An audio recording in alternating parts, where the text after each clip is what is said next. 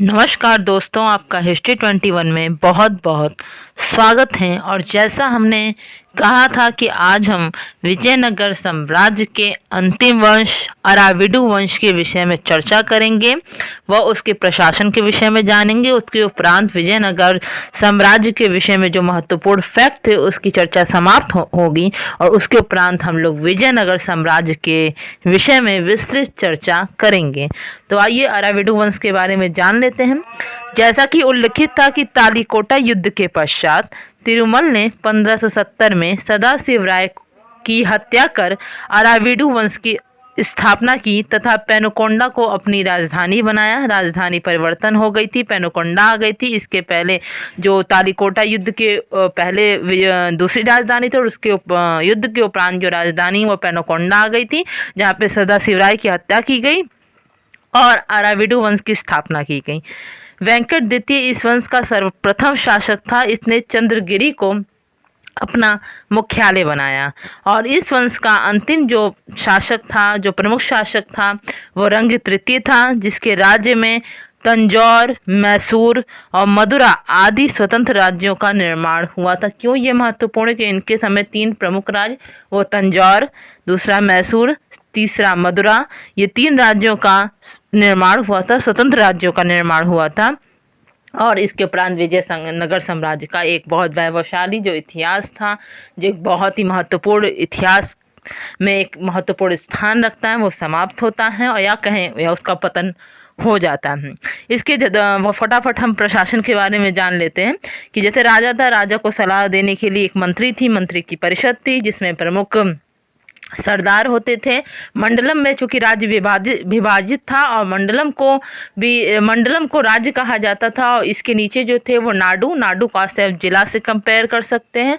स्थल, उपजिला और ग्राम होता था। सबसे छोटी इकाई ग्राम थी और इसको प्रांत को देखा जाए तो बहुत स्वायत्तता प्राप्त थी। वहाँ अपना दरबार भी लगता था, वहाँ के अधिकारी नियुक्त होते थे और सैनिक जो सरदार थे उनको अमरम या पॉलीगार, यानी ये क्या थे, ये था कि एक निश्चित राजस्व वाला क्षेत्र देता था, जिसको अमरम कह सकते हैं या पॉलीगार। अगर कुछ भी पूछता है कि अमरम या पॉलीगार क्या है तो लाइक उसी तरह जिस तरह एकता होता था उसी के समान है कि ये मतलब जो प्रमुख सैनिक सरदार है उनको एक निश्चित राजस्व वाला एरिया उनको दे दिया जाता था, उसमें एकता कहा जाता था। इसमें आप अमरम या पॉलीगार कह सकते हैं।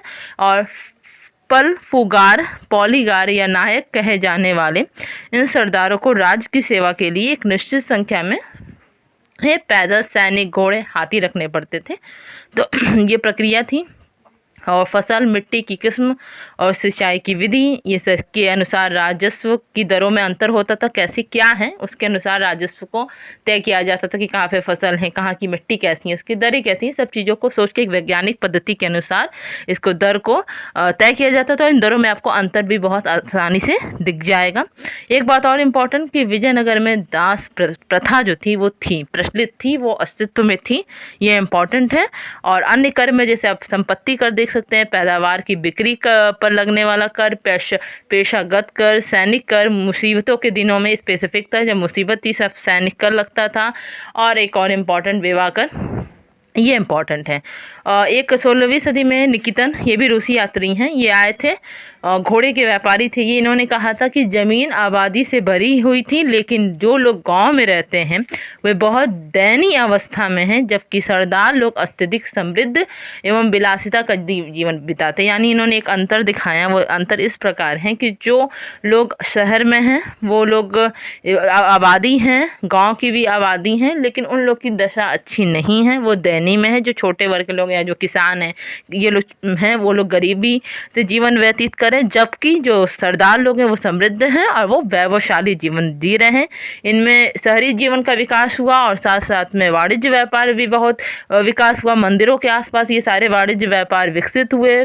मंदिर बहुत बड़े होते थे और साथ ही साथ उसमें तीर्थयात्रियों को प्रसाद, ईश्वर की सेवा, पुजारियों की निर्वाह आदि के लिए खाद्य पदार्थों व बहुत अन्य वस्तुओं की बहुत अधिक मात्रा में इन सबकी ज़रूरत होती थी, क्योंकि मंदिर में ज़रूरतें होंगी। मंदिर बहुत समृद्ध थे और आंतरिक व अंतर्राष्ट्रीय दोनों तरह के सक्रिय व्यापार में हिस्सा लोग लेते थे और बहुत ही मतलब डेवलप चीज़ें थी। तो धन्यवाद। Please like, share and subscribe और अंत तक बने रहने के लिए वीडियो में आप सभी का बहुत बहुत धन्यवाद दोस्तों।